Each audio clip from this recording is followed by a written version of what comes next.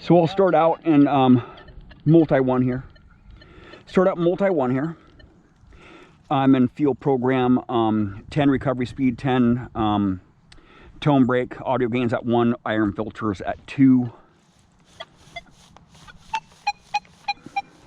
Multi-1 is just kind of jumpy. I don't know if you can hear it or not, but it's just bumping. You know, it's bumping to the iron tones because the soil, the grass has dew on it. So I'm gonna get those bumpings at the end of my swing in multi-frequency, right? See how it just bumble up, bump. I don't know if you can hear it or not. Here's multi-2.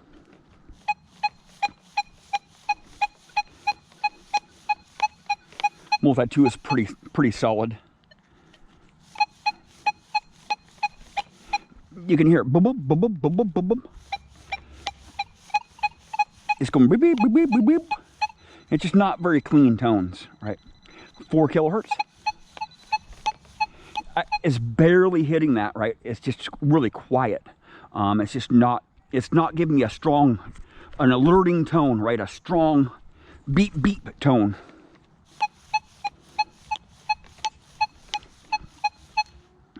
$10 kilohertz. Really kind of jumpy, getting a lot of crunchy tones there. And that's the frequency, right? I want a detector that's going to do good. It's going to penetrate my soil. I don't care about a detector that does really good on bench tests and stuff without soil. I want a detector that's going to be stable in my soil, and I want a frequency that's going to be stable in my soil. I don't care if it's multi-frequency, single frequency, or it's a big coil. I just want it to be stable in my soil, and I'm going to be able to swing fast and pinpoint fast. And the smaller coils, you can pinpoint so fast.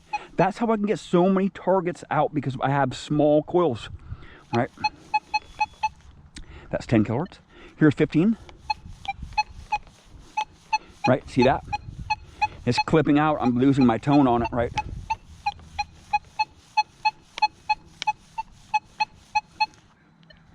$20 kilohertz.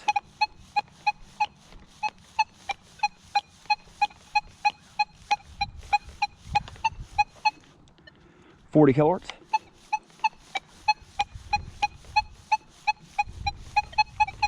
I'll go to multi-2 here. It was doing really good multi-2. And every day is different, right? Some soils like multi-2, some like multi-1, some like 15 kilohertz. It just matters on the soil, right? It sounds like a quarter. Really compacted red clay here. Very dense red clay here.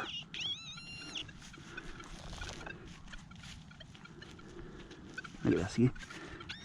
Clawed red clay. Really hard to get through. Right in here. Hard compacted ground. Quarter right there, see that? See that?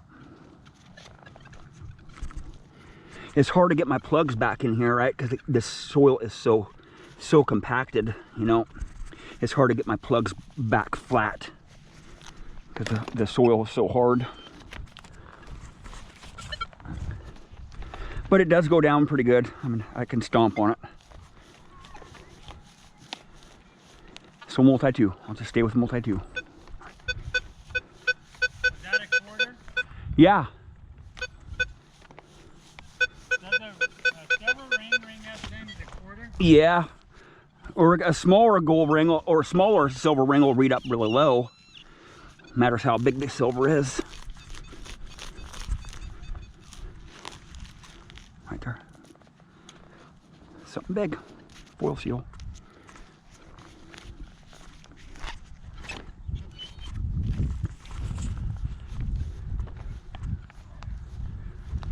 You know, use whatever frequency is going to work best for you in that situation. You know, I've had, especially lately, just out of the blue, I've had a lot of people ask that question. I want to know your settings. I want to know your settings. I get a lot of questions like that to begin with, but just lately, I've had a lot of people ask me, what settings do I use for the Legend? I use all different settings, right? I'm always changing it up to dialing in the machine to the site, right?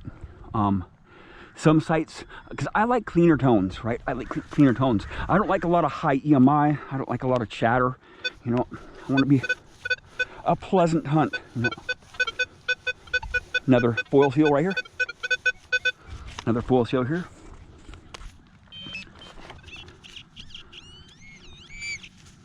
Right here on the surface. Another foil seal. It's really wet ground here. So some foil. Right there. Another foil seal. Right there. Seal's right. Big foil seal. Yep.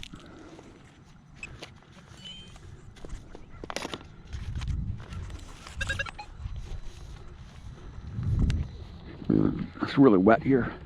Yeah. Found an old dog tag. Oh, really? Yep. Yeah, bring it on, man. Looks like a really old.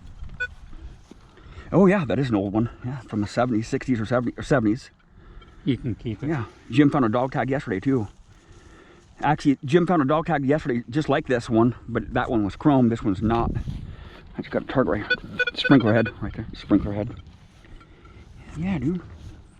There's a bunch of bones in there too. A bunch of bones? No. Jim.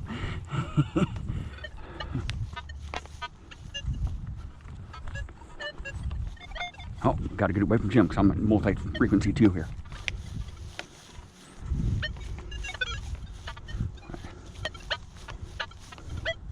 Watch, I'll put it in beach program right here. Look at how much shadow I get, even that close to Jim right there, right? 25 gain here, right?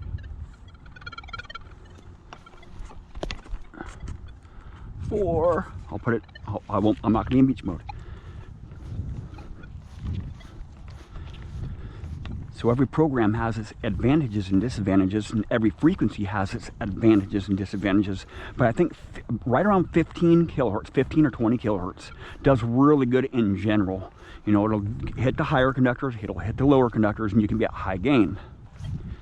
And you can swing pretty fast with it.